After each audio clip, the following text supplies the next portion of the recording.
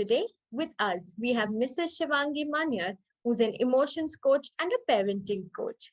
Mrs. Shivangi is an emotions, behavioral, and parenting coach where her expertise lies in the areas of child psychology, emotional regulation, and life skills. She has over 10 years of experience and has extensively worked with children, teens, and parents.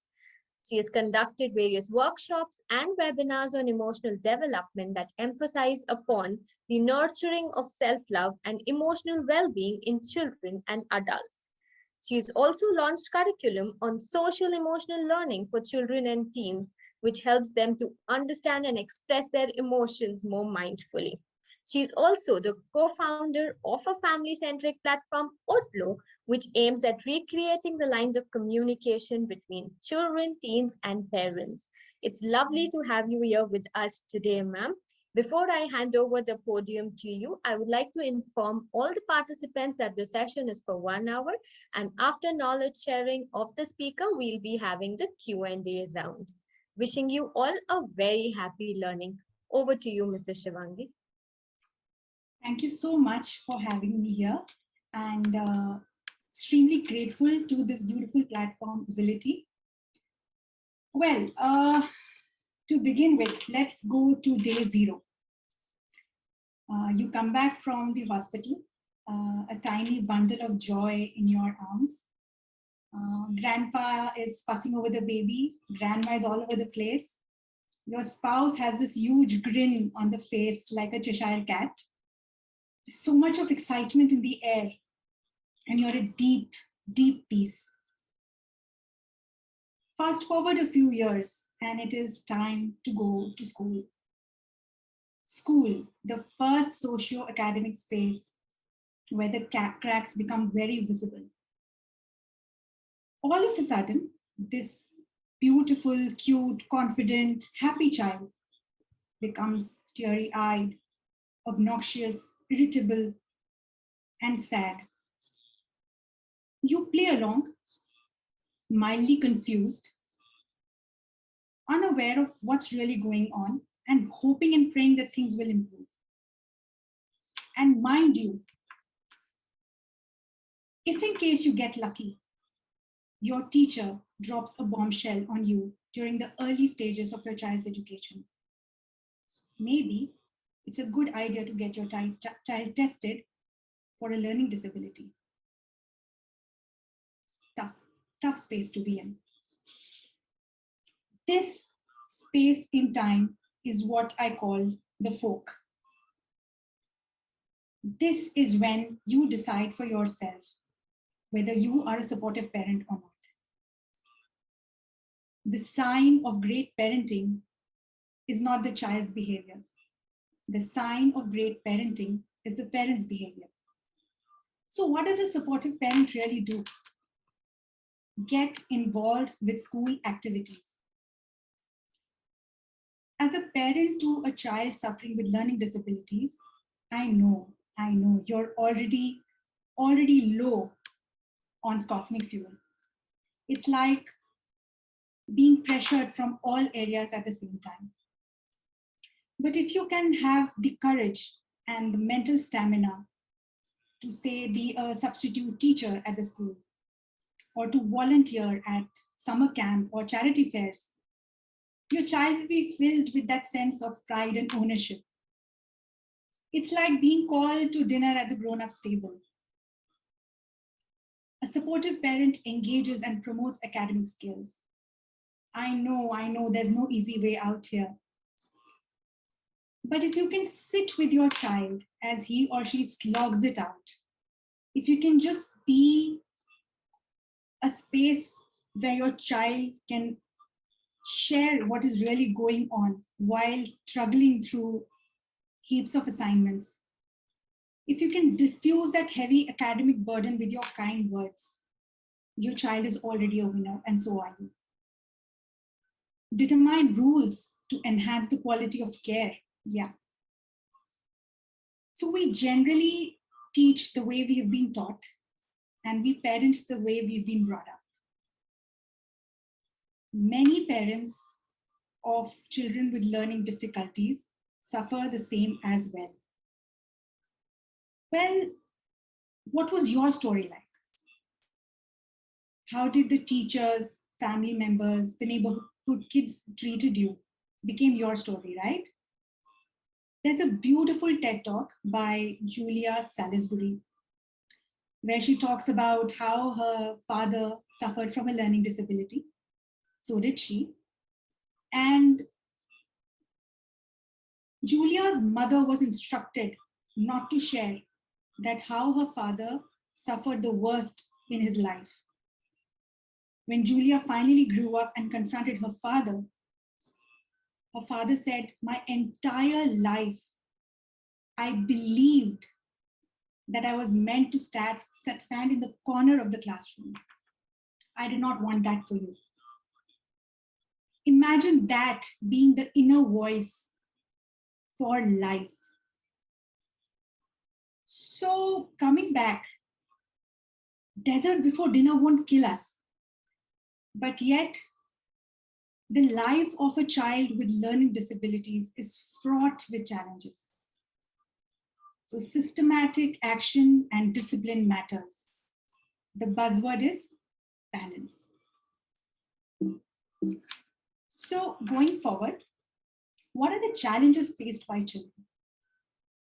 Reading difficulties, which include word differentiation, associating letter sounds, deriving meaning from text, blending and segmenting. So something like getting confused between the words WED wed and WEB web, or not able to understand that kr means cramp, or black can be deconstructed into blur k. When we talk about writing difficulties, putting thoughts on paper, inability to produce legible handwriting, letter reversals like getting confused between B and D, spelling errors, and writing within a fixed given space is always a challenge. Arithmetic difficulties include understanding word problems, number sense. So if you ask a young child, how many carrot sticks would you want for dinner? Instead of saying 3, he would want to show it to you. Application of arithmetic signs and symbols, number reversals, 6 and 9, and application of functional maths, distance, time, money, very confusing for the kid. And socio-emotional difficulties, demotivation because of failure, initiating conversations, understanding verbal and non-verbal messages, expressing emotions or correct emotions, inability to collaborate with peers. As far as socio-emotional difficulties are concerned, such children understand what's going on in the environment. They're pretty much aware, but they find it very difficult to articulate it and to share their feedback. They find it difficult to ask for help. They find it hard to read social cues, to read the room really. Bullying is often common. Sometimes they are the victims and sometimes they are the perpetrator themselves.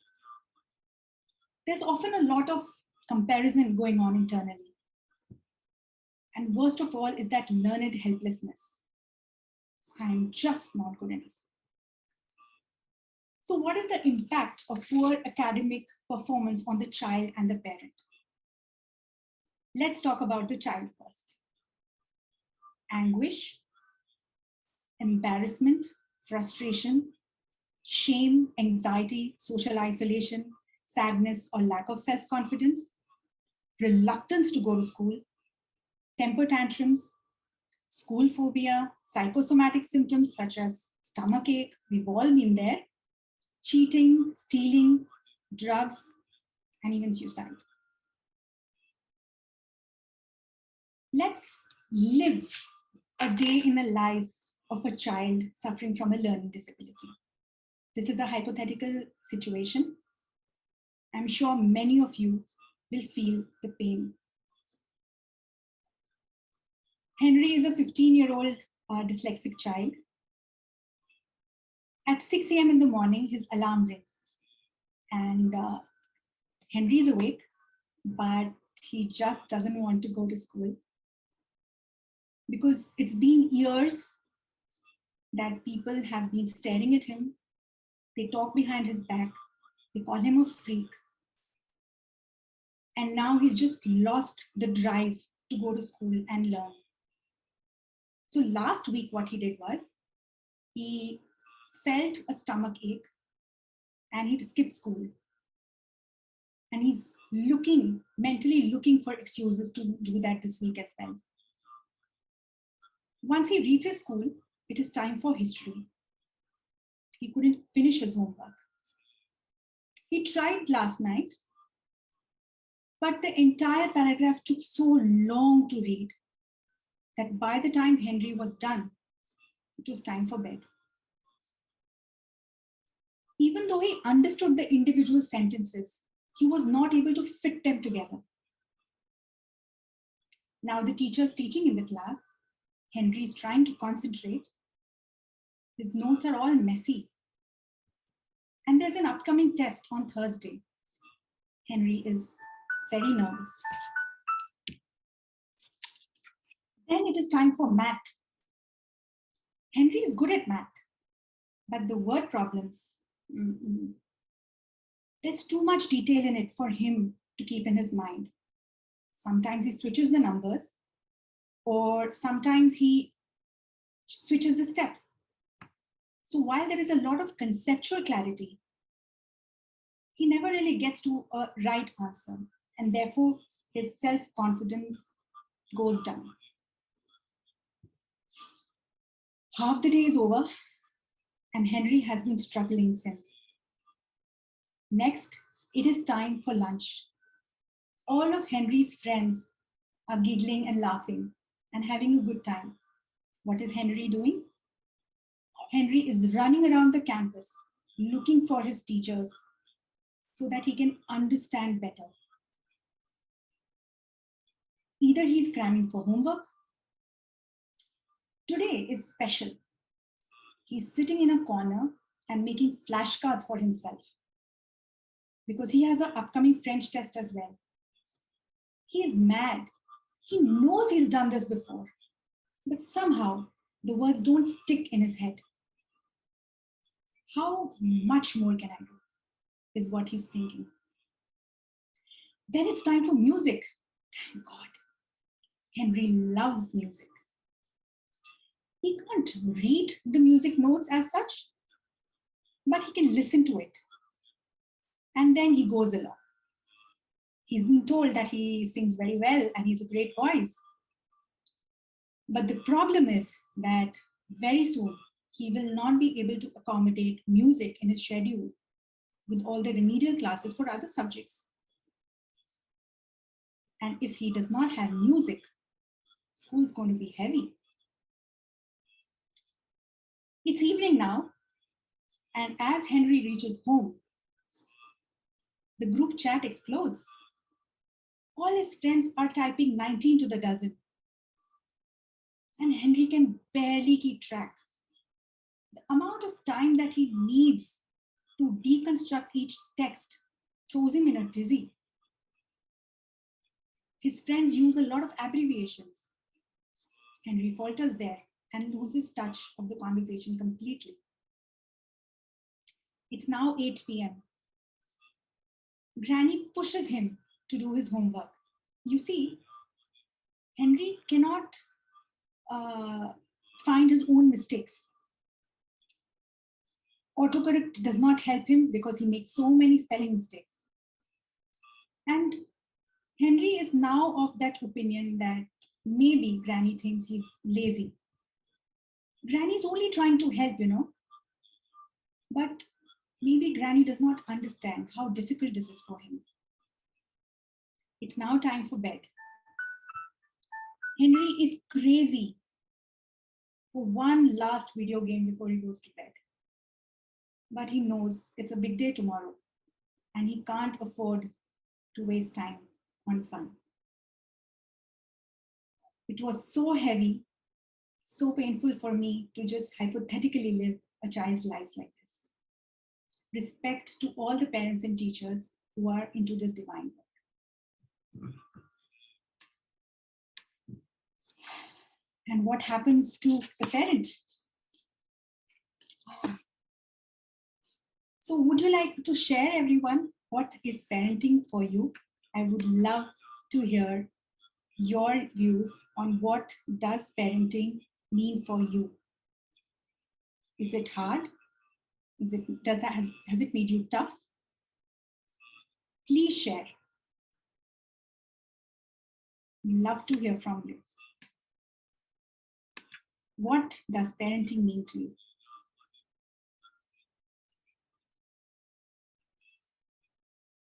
What does parenting mean for you? It's challenging. Yeah, Saroj. Meena, it's an art. Yeah, it's challenging. I guess the most difficult job. Yes, Meghna, completely agree. It's challenging, but it's also a special feeling. Aishwarya, I like that approach. I really do. Taking care of a child's well-being. Jenna, yes. Love also says the same thing. Unconditional love. Oh, the one who always decodes the child. Vanessa. Oh my God. It's made me more patient. Yeah. Maturity, supportiveness, humility. Hardest. Oh, I feel you. I feel you. What a yo-yo between positive and negative emotions. Attuning to each of my children. Oh, dedication, consistency. Beautiful, beautiful. Thank you. Thank you so much for participating. Thank you so much.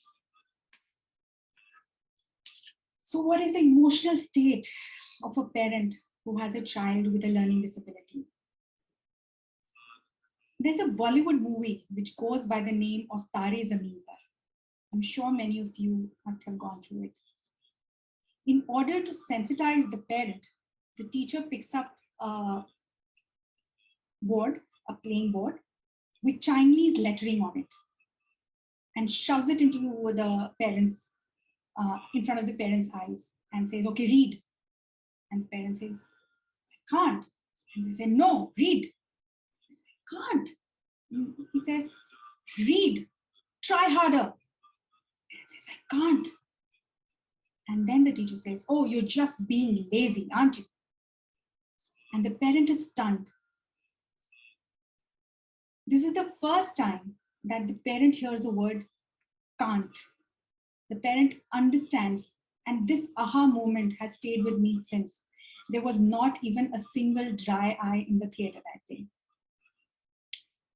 As a parent of a child suffering with a learning disability, you push and you pull and you tug, and you finally sometimes lift them and throw them over the boundaries so that they can at least achieve the basics.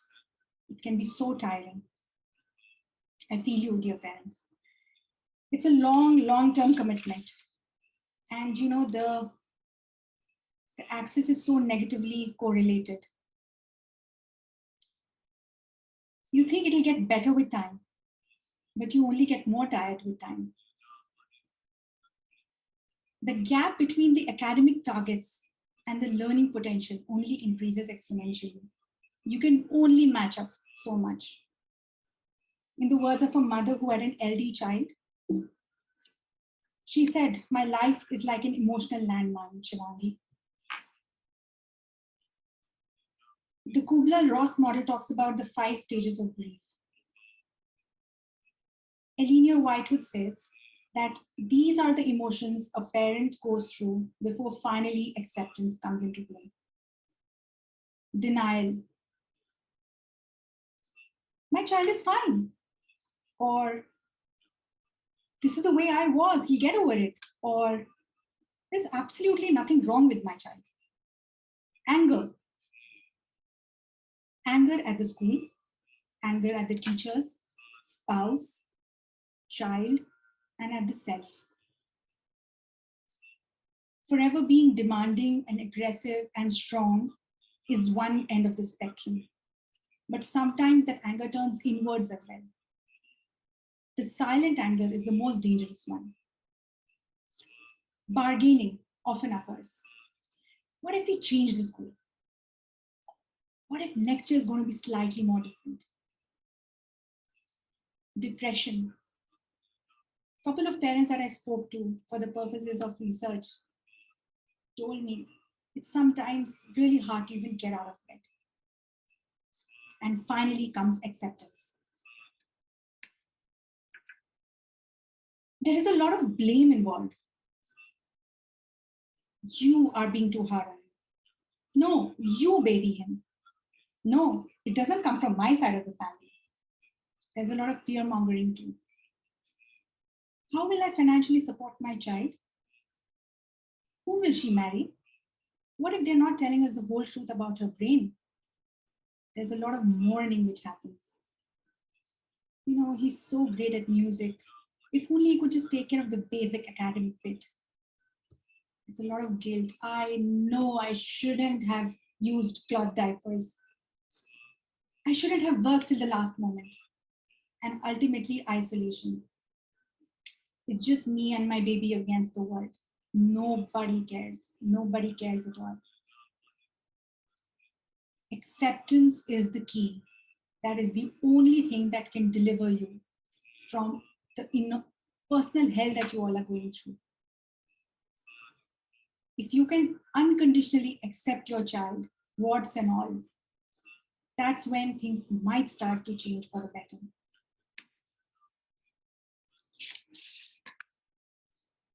So how can parents support their children? Engage in self-care. Very important. You can't pour from an empty cup now, can you? When you sit in an aeroplane, even the air hostess mentions, in case of an emergency, put the mask on yourself first and then take care of the children. Don't worry, I'm not asking you to go ahead with champagne baths. But if you can carve out a time alone with yourself on a weekly basis, it will give you the much needed anchor, much needed internal support to survive. Also, say you are in midst of a verbal fight with your child because he is ready to throw the book on the floor in complete frustration. And if at that point of time, you can step back and say, we are both losing it. So I'm going to take a glass of water and I'm going to step back in my room for a while and let's regroup in half an hour. This teaches your child, maybe this is how you handle a problem. As they say, monkey see, monkey do. So you are teaching your child self-care. Discuss the challenges with your child. Okay, so the board in the classroom seems to keep moving, is it? And there's nothing wrong with your eyes. The teacher told me to get you tested. And buddy, you might be suffering from dyslexia. Many parents I know do not tell their children that they are suffering from a learning disability. He'll get lazier, you know. He'll just give up faster. When you tell the truth to your child about their world, about their mindset, they understand the challenge that they are facing and they'll start working towards their own progress. Identify your child's learning style.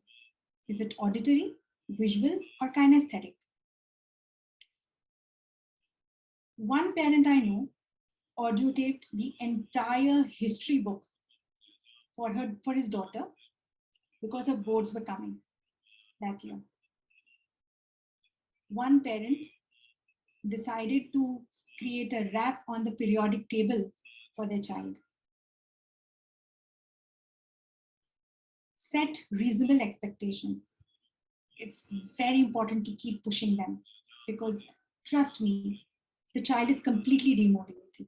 Why should I work? I try so hard and I get nothing in return. Why should I go to school?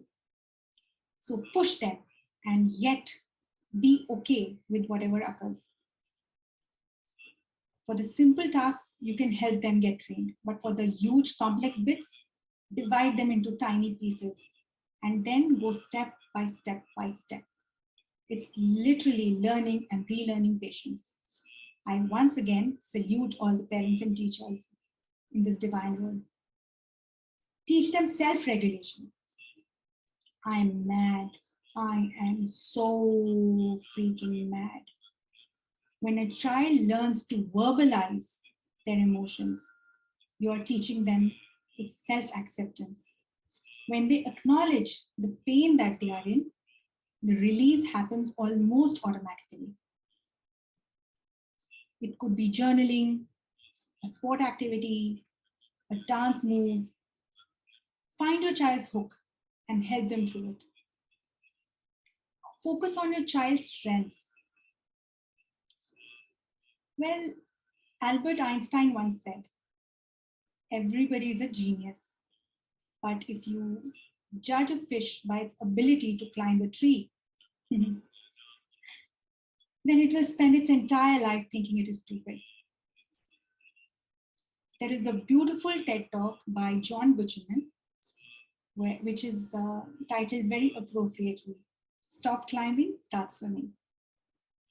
He is a dyslexic himself, and he says,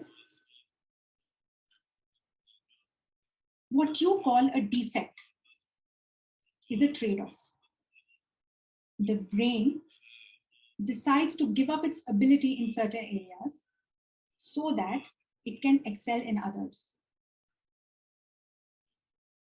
As a dyslexic, I find it really hard to do the regular clerical work day in and day out.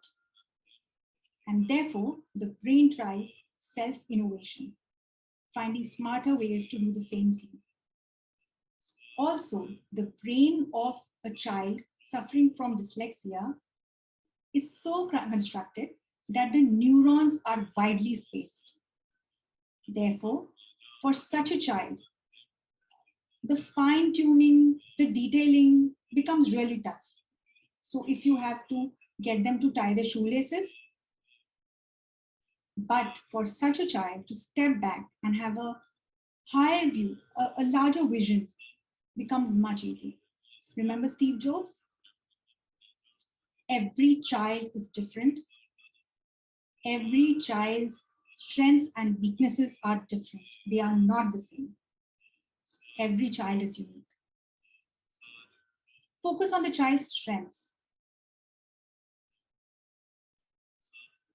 It is easy to badger a child for their marks or their performance. But if you can just help a child take a breather every few hours and do something which they really enjoy, you will find that both you and your child get the cosmic fuel to push through the day. Praise effort rather than outcome. I'll give you two options. Oh, you got 4 out of 10 in your maths test? Good job.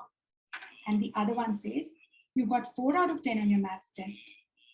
I saw you working. You were ready to give up, weren't you? But you pulled on. I could see how mad you were, but you didn't give up. That was inspiring. I'm going to use that to wash the dishes. Which one is more hard? Provide them with role models. I love Salma Hayek, and she says, when I get a script, I read it and I take a very long time to read it. But when I'm done, I know it by heart. There are other people who read through it very fast, but they don't know much about it. I do. Role models can be found in books or in real life. Richard Branson, Albert Einstein, Edison, Michael Phelps, Whoopi Goldberg, there's so many. And the real role models are also the senior children in the same boat as your child. Connect them with these people and you will see a sea change in your child's behavior. So what can be done to build awareness among parents? The role of teachers is very crucial here. I know teachers today are extremely aware of what's going on in a child's mind. Identify the red flags. and discuss the observations very objectively with the parents. I know we can sometimes be very hard on you, but if you can be patient with us and if you can hold us while we genuinely push through the challenges, the emotional challenges of being a parent and being totally helpless, we would be very, very grateful to you.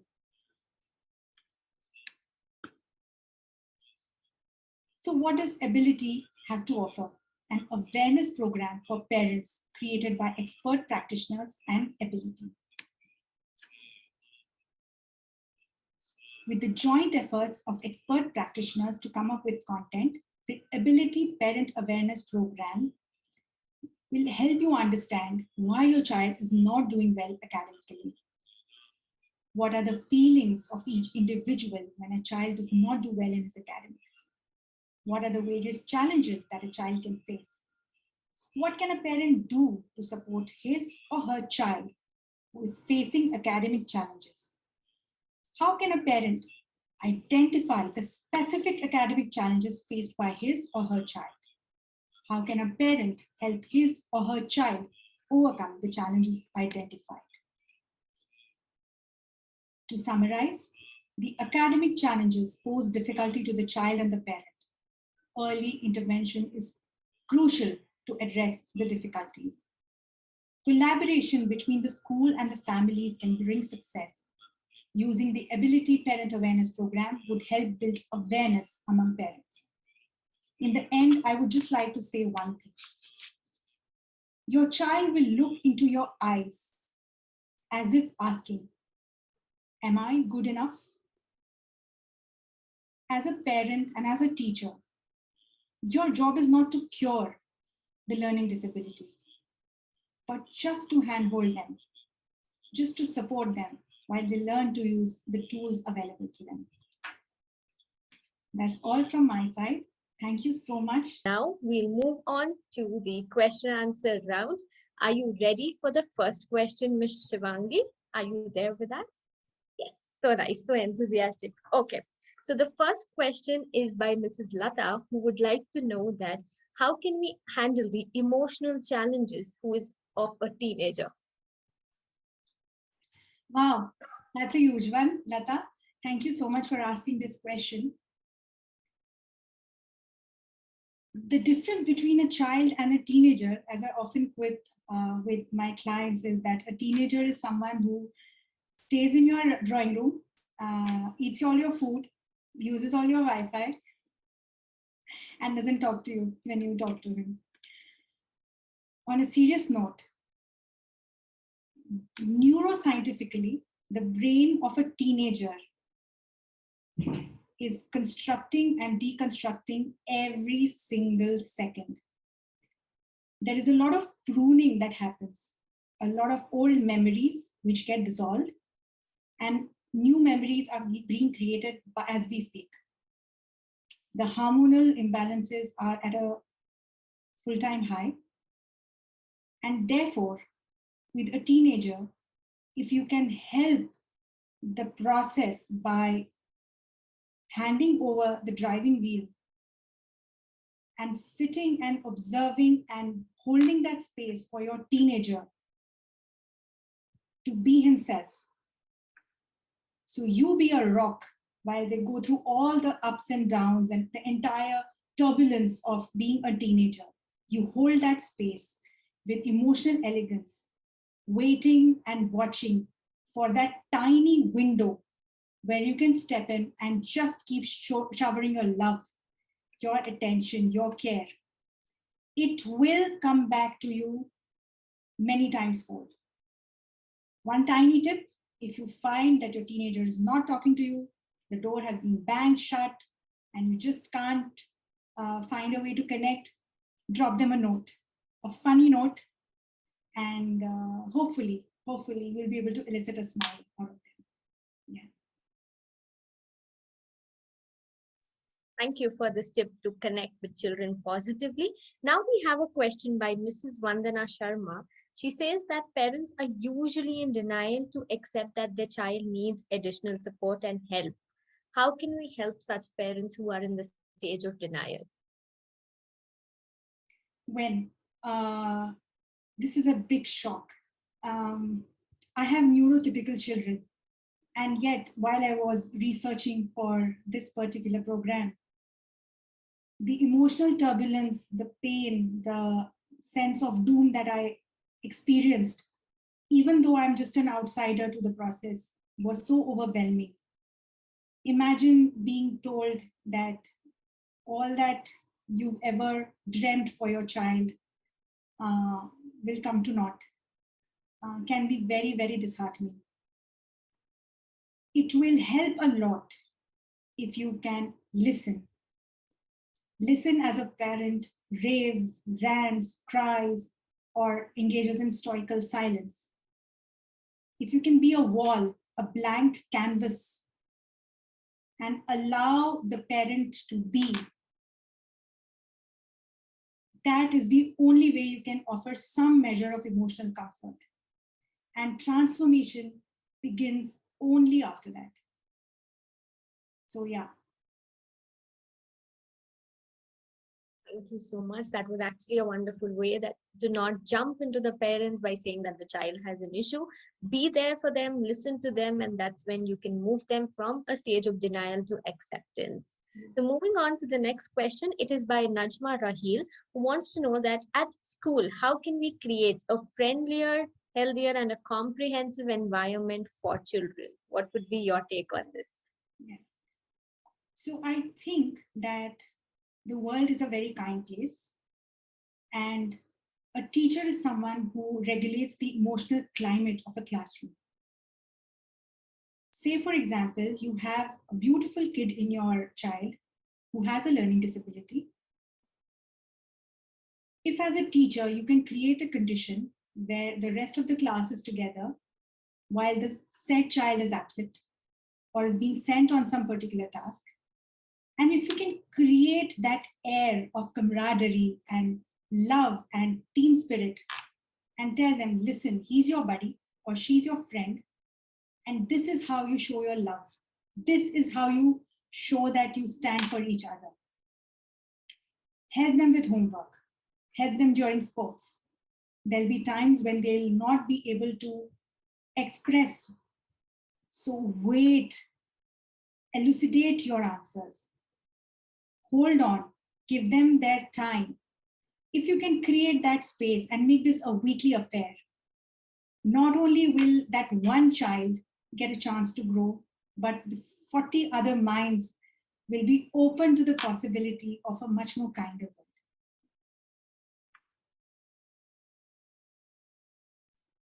Instilling the value of kindness will go a long way. So we have another question by Fazian Makood, who says that how can we deal with emotional instability of teens or students at the college level, basically in the 11th and 12th, when they are having a lot of media exposure at this time and that is affecting them negatively. How can we support such children? Yeah. So much has been said about the blue light syndrome, and we do realize that teenagers often do not align to our timelines. They need to be up till late, and then they need to sleep till late, and that is often a cause for friction. On top of it is the continuous negative exposure. Yet at the same time, I'm on a hunt. I am looking to find a teenager who says, oh, I go to bed at 8 and I'm up at 5. I haven't found one, so wish me luck. Having said that, every parent makes this common mistake, underestimates their own influence on the child. You might think that a particular counselor or a teacher or a role model will make all the difference. But when a parent who is in a very compassionate space, who's ready to listen, and who wants the best for their child, turn up to child looking for an honest conversation, most teenagers will respond positively. In addition to that, sometimes it helps to use technology to mitigate the risks out of technology. Let me explain. There was this beautiful young girl that I was working with, and The mother was very shy in talking to her openly about sex education. And I suggested, why don't you just send an email to her? Don't send all the literature that you find on the internet, but anything which catches your fancy. The fight between the mother and the daughter was that regarding Snapchat. There is an article on the internet which says from Snapchat to Pornhub in just 5 simple steps. When the mother sent this particular attachment to the child, stating her concern, the daughter obliged. It was as simple as that. So let's use technology to share our wisdom with our children. Hope this helps. Thank you so much. Now we have a question by Anita, who wants to know that how can we motivate children in school that they can do the activities without any kind of any pressure or feeling judged? That's a tough one. 300 people are looking at me. So trust me, I know a little bit about pressure today. But when we talk about our children, when our children are young, there's complete awareness of the self. If you've ever looked at a 3-year-old having an ice cream, oh, she isn't concerned about what the world is doing. She and her ice cream are like the subject and the object, all one. As children grow old, they have an awareness of the world around them. Children often sense feeling isolated or feeling singled out because of their uniqueness. I have heard of children not being invited to birthday parties or being isolated at picnics. So I completely get what you're saying. But for them to be independent emotionally should be your number one concern. And I think that your question reflects that very beautifully. Whatever happens during the day may or may not be under your control. But right before bedtime, if you can find a way to reconcile the events of the day with what the learning it brings for you and your child, it can be very powerful. A 13-year-old girl once wet her pants at a birthday party. The mother did not lose her cool. Of course, we all took care of the situation, but at night, the mother launched into a long dialogue with the kid and made her realize that this was something totally out of her control. And it is okay, the world understands. And for those who don't understand, it's their loss. Now, after 4 years, that girl recounted that particular story to her father. Your words will go a very, very long way. And if you can create an ambience of support, of love, of caring, the words will go in very, very deep. Hope that helps. The way we connect with our children, our words really matter as parents. We have a question from Rosemary, who's asking you, how can we support families whose children are experiencing bullying because of their condition? A lot depends on the fabric of the family. In every particular case, I always advise the parents, please go to the teacher. Please go to the person in charge at school and share your problem. And if they don't listen, share it again and again and again. Bullying has become so common that it has now become something visible at ages 5 and 6 as well. Cyberbullying is a whole different set. It's like a Pandora's box. Involve the teacher, very important. Keep talking to the child because often the child will clam up for fear of further social ridicule. So keep talking to the child. Rather, keep listening to the child. So open-ended questions like, tell me more. What do you think could have happened? How did you feel? Do you want to share more?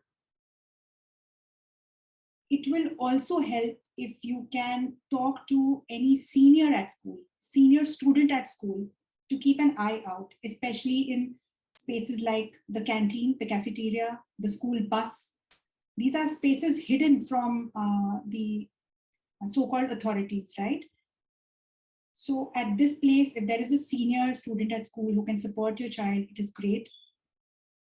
And yes, of course, again, your conversation with your child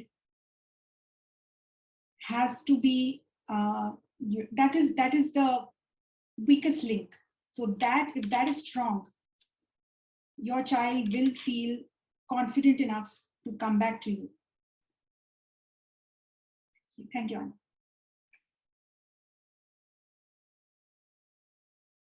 Sorry, I was on mute. Yes. So we'll take the last question for today. This question is by Fazia and Josiar Miro Riglos, who wants to know that there are parents who have a lot of expectations from their children, right? How can we, as professionals or teachers, explain parents to modify the unrealistic expectations that they have of their children? What a beautiful question. Thank you for asking me this. If you can share your concern with the parent, try telling them this. Let's see how it works. If you criticize your child, they don't stop loving you, they will stop loving themselves. Your child is not the problem is the problem. And dear teachers, dear parents, I would wholeheartedly encourage you to entertain the thought that this is a soul contract. This is a divine blessing. You have been shoved into a space where no one really no one volunteers to go to. This is a space of huge learning at the soul level, at the DNA level. To be with a child day in and day out, one tiny step at a time, can be extremely exhausting. So yeah, when the parent comes with solid high level expectation for their child, as a teacher, it can be very exhausting, emotionally draining. And yet, as a teacher, you hold the authority. So use it and keep orienting the parent over and over again. Go easy on the child. The child doesn't understand. The child will not be able to manage. You might think that it is not sinking in, but one day there will be an aha moment in their life and all the variables will sort of fall into place. And you just have to be patient and be at your work, reminding them over and over again that it just has to be a safe space for the child. That's it. That's it. It is ultimately a parent's learning. You can only be in the sidelines and support the entire family from there. That is all that you can do. And your intention will make all the difference. Your intention will make all